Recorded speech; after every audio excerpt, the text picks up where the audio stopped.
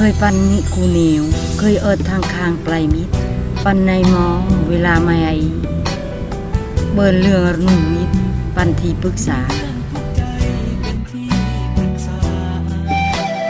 เปิดเจ้าการเปิดช่วยเถอะแต่การเปิดรักยองสิเปิดเจาะโทรเจาะไว้เธอไปปันนาทีเลื่อยมาตั้งแต่ให้ดังกันว่าเฮิมกระมูกระหนวดแต่อยากกลายมิดใหม่เปลี่ยนเปิดนิวตะไมเหะใหม่แปะไปเบิร์นเนวแต่ออนเปิดอันนั้นแทรกออนแซมตะแนวเนกแนววิแชกระมองมัดไม่เตะอายไม่ไปเกียงวิอ่างแต่เรื่องเวื้อคำถามเรื่องผูกพันจึงครอบบีบขั้นหัวใจเติมแซมหนึ่งแซมนินาทีเจอบอเอาเติมกวยๆก็ได้คันแซมปันกระโมนอายเบะเทียตะทีจุงก็แซมเสียใจเอาเติมไปให้เจ้ากันกับหัวคันแซมปันกระโมนอายเบะเทียตะทีจุงก็แซมเสียใจเอาเติมไปให้เจ้ากันกับหัว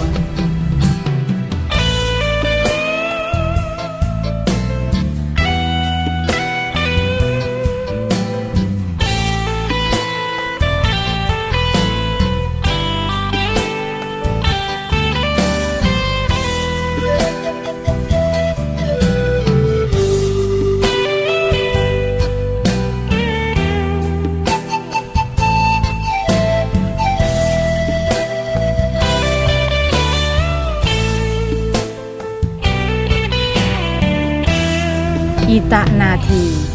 ปันกระมูเบะเตียอ่อนอายกึดเซิงมิดหนึ่งเกอเพราะว่าไม่จะเคยห้องขอเวลาไม่เอิดหนึ่งนาวขนัวไม่โวเรื่องคือไปคือปันนาวขั้วมามอเบิร์นชุยคอเทียกันอายตอบจากไกลสิ่งที่เคยตะทันแซมออนตะเบเตียตะทีนาทีสุดท้ายของแซมก็คือลีกนาออนอายเติมแซมหนึ่งแซมนินาทีเจอบอเอาเติมกวยๆก็ได้คันแซมปันกระโมนอายเบเตียตะทีจุงก็แซมเสียใจเอาเติมไปให้เจ้ากันกับหัวอีตะนาทีปันกระมูเบะเตียอ่อนอาย